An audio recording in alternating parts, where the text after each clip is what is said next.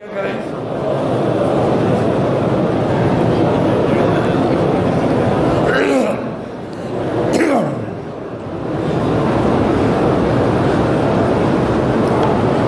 جی کہ کامیاب تو نہیں ہوتا، قیامت ہوتی ہے۔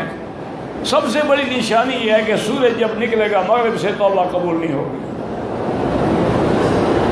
سورۃ الرحمن اللہ کا قرآن ہے، قرآن جس مقصد کے لیے بھی پڑھو، لیکن اس مقصد کے لیے کہ جن لڑکوں کی شادی نہیں ہوتی ان کے لیے 3 دفعہ روزانہ پڑھنا جو ہے علماء نے لکھا ہے کہ مجرب ہے۔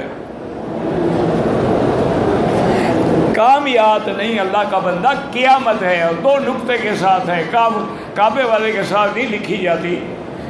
دابۃ الارض، صفا پہاڑی سے ایک جانور نکلے گا، ہوگا جانور لیکن باتیں ایسے کرے گا جیسے انسان کرتے ہیں، یہ بھی علامت قیامت میں ہے۔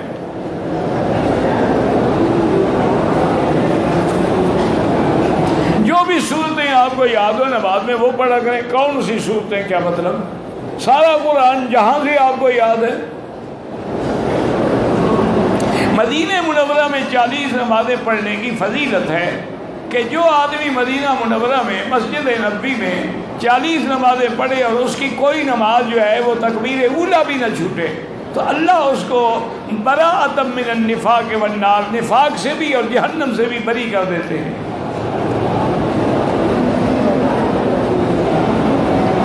باقی زیارت الگ چیز ہے اور نمازوں کی فضیلت الگ چیز ہے۔ اب ایک آدمی گیا صبح کی نماز کے بعد پہنچا، صلاۃ السلام پڑھے اور ظہر سے پہلے واپس آ گیا، زیارت تو ہو گئی، لیکن فضیلت تب ہے کہ وہ 40 نمازیں پڑھے۔ اور ویسے بھی علماء نے لکھا ہے، ان کے تجارب ہیں کہ 40 نمازوں پر جب پابندی ہو جائے گی تو انشاءاللہ وہ نمازی بن جائے گا۔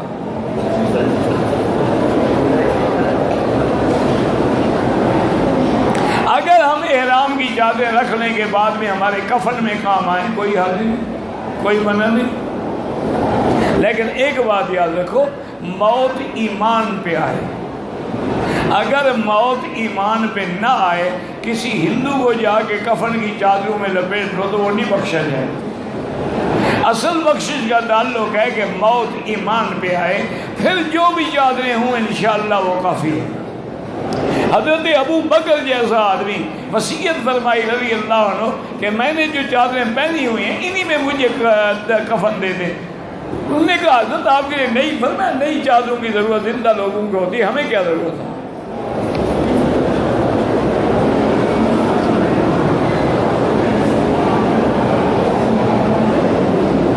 ہم پچھلے سال حج پہ آئے تھے، ہم نے 12 ذی الحج کو دیوار سے پہلے کرنے ہماری دم پڑ گئی، اس کا وقت ہی شروع نہیں ہوا، وقت ہی دیوار کے بعد شروع ہوتا ہے۔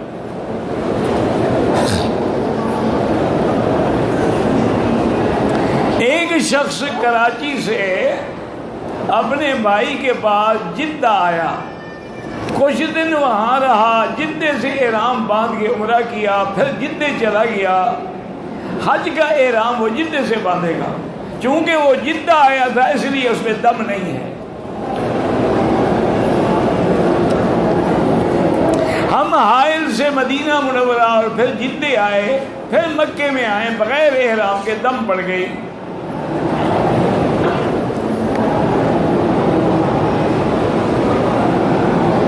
میری عمر 28 سال ہے، مجھے پتہ نہیں ہے کہ میں نے کتنی نمازیں چھوڑی ہیں۔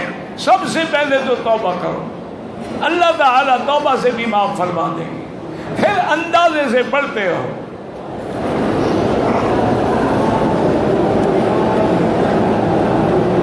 میرے والد صاحب آپ کے شاگرد بھی ہیں، بیمار ہیں، فالج ہوا، اللہ شفا عطا فرمائے۔ سب سے بڑا وظیفہ اللہ کا قرآن ہے، 7 دفعہ سورۃ فاتحہ پڑھ کے پانی پہ بھی ویسے بھی دم کیا کریں۔ میں طائف سے آیا ہوں بغیر احرام کے، اب تو تم حج کرو، حج افراد۔ حج کے بعد مہینہ 2 مہینے بعد جب رش کم ہو جائے، پابندی ختم ہو جائے تو پھر عمرہ بھی کرنا اور مکے میں آ کے ایک دم بھی دینا۔ نئے کاروبار ہے، مجھے بار بار مدینے جانا پڑتا ہے، پھر اس کے لیے احرام باندھنا ضروری نہیں ہے۔ جیسے ڈرائیور ہے، اب وہ روز جاتا ہے طائف، روز جاتا ہے، وہ تو روزانہ تو عمرہ نہیں کر سکتا ہے۔ طواف کرنے کے بعد صفا مروہ دوڑنے کے بعد 2 رکعت پڑھنا جو ہے وہ ثابت نہیں ہے۔ صفا مروہ دوڑنے کے بعد آپ نے حلق کرانا ہے۔ ویسے بھی جن کتابوں میں ان 2 رکعتوں کا ذکر ہے وہاں بھی انہوں نے مستحب لکھا ہے، وہ ضروری انہوں نے بھی نہیں لکھا۔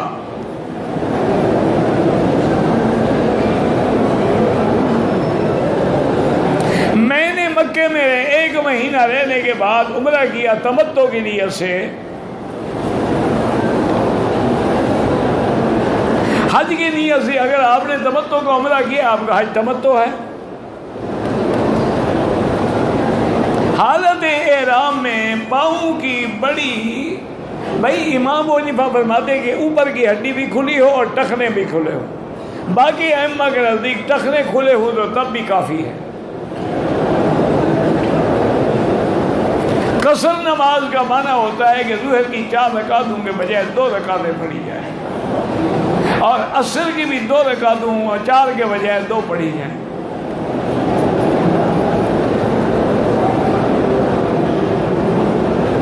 میں جدے سے آیا ہوں، 15 دن ہو گئے، میں مقیم ہوں مکے میں۔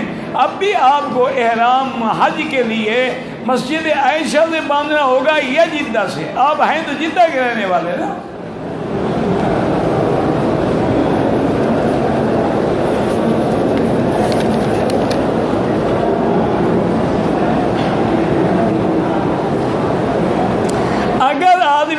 حج کی نیت سے آیا ہوں، کوئی کام مل گیا، حج کے لیے چھٹی مل جائے تو کر لوں، بہرحال حج کے دنوں میں بھی کام کر سکتے ہیں۔ اگر ایک آدمی نے حج قران کی نیت کی ہوئی ہے اور اب وہ نیت بدل کے تمتع کرنا چاہے تو امام احمد بن حنبل رحمۃ اللہ علیہ، امام شافعی رحمۃ اللہ علیہ کوئی حرج نہیں، لیکن امام صاحب کہتے ہیں کہ دم دینی پڑے گی، جو نیت ہے اسی پہ قائم رہے۔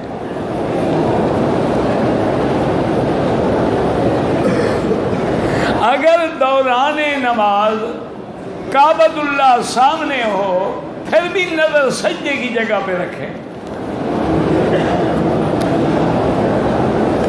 بھائی خوابوں کا مجھے پتہ نہیں لگتا، کسی عالم سے پوچھیں جس کو تعبیر رویا سے تعلق ہے۔ دوسری بات یہ ہے کہ اگر خواب کوئی ڈراؤنا ہو تو کسی کو بتایا ہی نہ کرے، کچھ نہیں ہوگا۔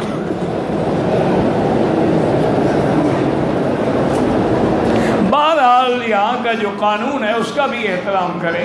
باقی شریعت کا مسئلہ یہ ہے کہ جو نیت اور احرام کے ساتھ 5 منٹ کے لیے بھی الفاظ میں آ گیا وہ حاجی ہو جائے گا۔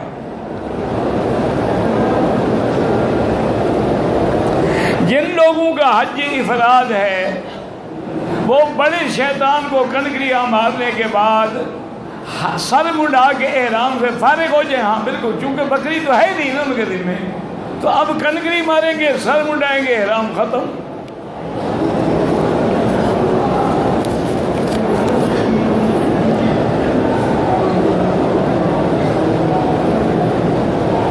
کہتے جی کہ ہم مینا کے قریب ایک ہوٹل میں ہیں، لیکن میرا بھائی آپ حج پہ آئے ہیں یا ہوٹلوں میں رہنے کے لیے آئے ہیں؟ حضور پاک نے تو راتیں مینا میں گزاری ہیں، ہوٹل میں تو نہیں گزاری۔ جن لوگوں کے پاس خیمے ہیں ماشاءاللہ، اور خیمے کولر لگے ہوئے ہیں، حمام ہیں، فلش سسٹم حمام ہیں، وضو کی جگہ ہیں، کھانا پینا ہے، وہ کیوں اپنے ہوٹل میں واپس آ جائیں؟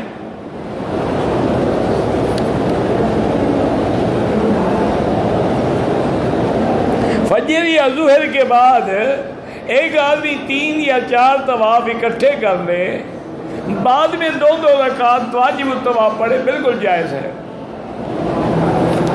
8 ذی الحج کو طواف قدوم ضروری نہیں ہے، اور طواف قدوم ہوتا بھی افراد والے اور قران والے کے لیے ہے۔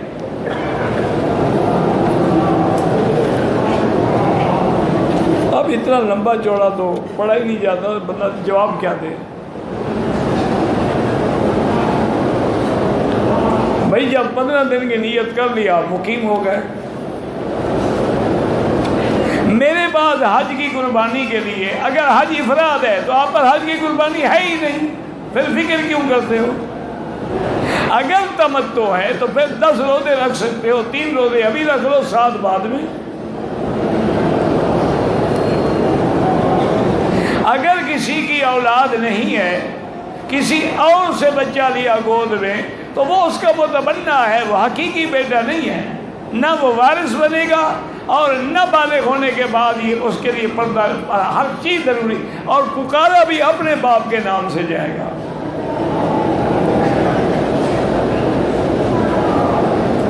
جدہ میں جو رہتے ہیں وہ احرام جدے سے ہی باندھیں. حرم میں جو زمزم ہے وہ خالص ہے، انشاءاللہ خالص ہے.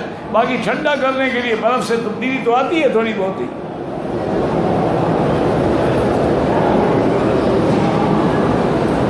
کہتے جی کہ یہاں پر کچھ لوگ خانہ کعبے کی طرف پاؤں کر، ان کے نزدیک یہ بے ادبی میں شامل نہیں ہے. ہر ملک کا اپنا اپنا رواج ہے.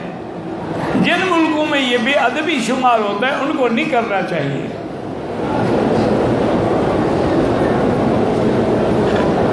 سوالات جواب کا پتہ نہیں چلتا تو پھر میرے پاس کیا حل ہے؟ مل کر بھی تو میں یہی بات بتاؤں گا نا. ریاض سے جدہ آیا ہوں، طائف سے گزر گیا، جدہ سے احرام باندھ لیا، بعد میں عمرہ کیا، صفا مروہ کیا، میرے اوپر دم ہوگا. میرا بھائی آپ نے وہاں سے جدے گئے ہیں، مکے نہیں آئے، اس لیے آپ پر کوئی دم نہیں ہے. جدہ سے اگر آپ نے احرام باندھ کے عمرہ کیا ہے ٹھیک ہے. آپ طائف سے جدے کے لیے نکلے ہیں، مکے کے لیے نہیں نکلے. اگر نیت مکے کی ہوتی احرام نہ باندھتے تو دم پڑ جاتا.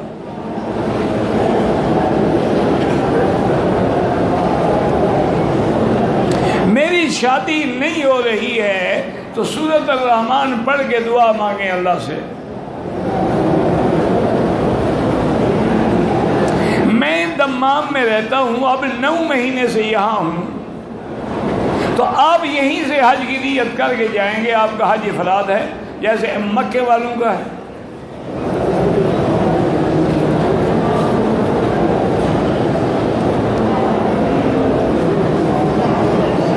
میرا بھائی ولیمے کا معنی یہ ہوتا ہے کہ عورت اور مرد جو ہیں، عورت کی رخصتی ہو گئی، خاوند کے گھر آئی، میاں بیوی مل گئے، اس کے بعد کریں گے ولیمہ، پہلے ولیمہ نہیں ہوتا.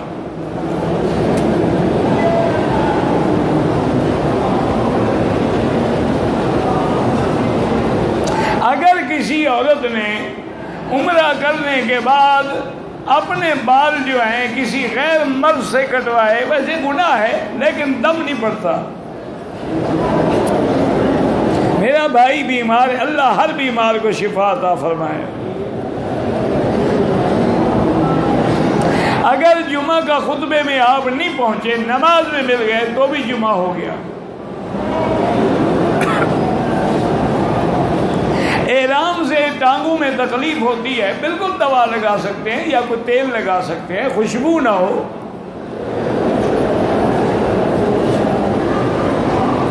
میں حج کا احرام مکے سے باندھوں گا، عمرہ نہیں کرنا، حج کا احرام ہے، سیدھا مینا جانا ہے.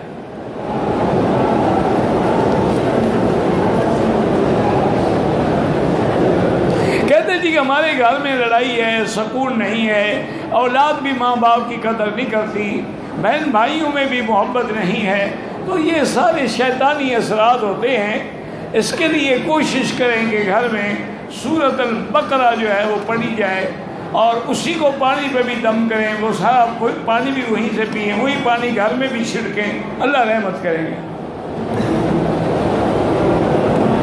بہرحال اگر کسی عالم کو آپ نے دکھلایا ہے، وہ کہتے ہیں جادو ہے، ہو سکتا ہے جادو، لیکن اکثر جو ہے نا 99% جھوٹ ہوتا ہے. جادو ہے، حضور پاک میں جادو ہو گیا، اور کسی کی کیا طاقت ہے.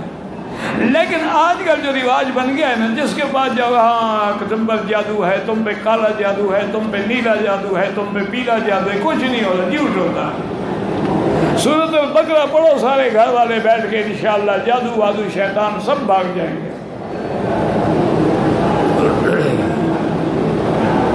اگر آپ نے پہلے عمرہ کیا ہے پھر اگر حج کریں گے تو وہ تمتع ہو جائے گا، وہ افراد نہیں ہوگا۔ ویسے آپ حج بدل کر سکتے ہیں۔ ایک آدمی پر حج فرض ہو، وہ فوت ہو جائے، اس کے لیے بھی حج افراد ہوگا، حج بدل۔ لیکن افضل یہ ہے کہ اگر حج فرض تھا تو اس کے علاقے سے آدمی آگے حج کرے۔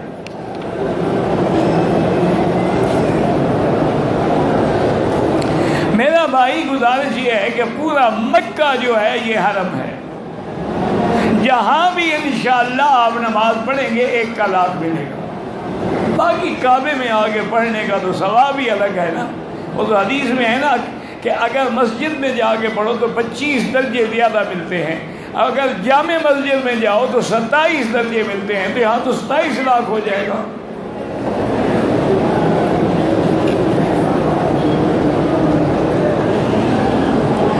آپ 31 کو آئے ہیں اگست کو اور 1 کو آپ مسافر ہیں۔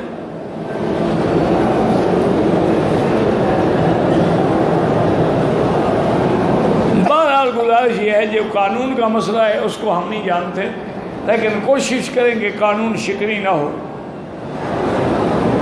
اگر کوئی شخص حج کے دوران مونچھ منڈوائے، اگر احرام میں ہے، سر نہیں منڈوایا، پہلے مونچھیں منڈوا دی تو دم پڑ جائے گا۔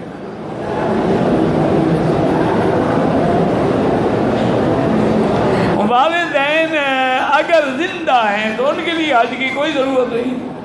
ہاں وہ غریب ہیں، معذور ہیں، حج پہ نہیں آ سکتے تو آپ کریں۔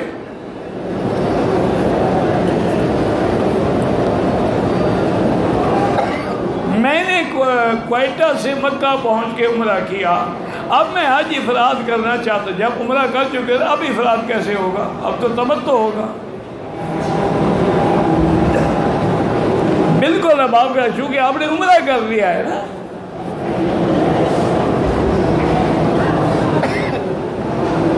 اگر ایک آدمی تکبیر کے بعد نماز باجماعت میں شریک ہوا ہے تو کچھ بھی نہ پڑھو، امام اللہ اکبر کر کے کھڑے ہو جاؤ، بس کوئی ضرورت نہیں پڑھنے کی۔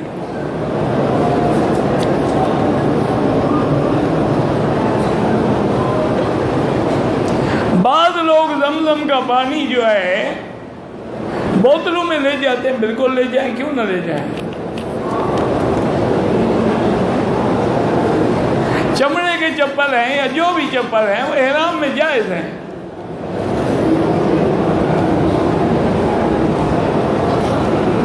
اگر ایک آدمی کاروبار میں حج کے بعد مشغول ہوتا ہے، مدینہ پاک نہیں جا سکتا، اس کا حج سے کوئی تعلق نہیں، حج اس کا ہو گیا، باقی اللہ سب کو مدینہ پاک کی حاضری نصیب فرمائے۔ شیعہ کو اہل کتاب شمار کیا جا سکتا ہے، اہل کتاب کہتے ہیں، ان پر کوئی نرالی الگ کتاب آئی ہے۔ اگر وہ قرآن کو نہ مانے، قرآن بی بی عائشہ کی برات بیان کرتا ہے، وہ بی بی عائشہ پر تبرہ کریں تو وہ کیسے اہل کتاب ہوگا؟ تو کافر ہو جاتا ہے سیدھا آدمی۔ آسمانی کتاب کو ماننے کے مدعی ہوتے، وہ تو کتاب لکھی ہے انہوں نے کہ یہ قرآن ناقص ہے۔ اللہ اکبر۔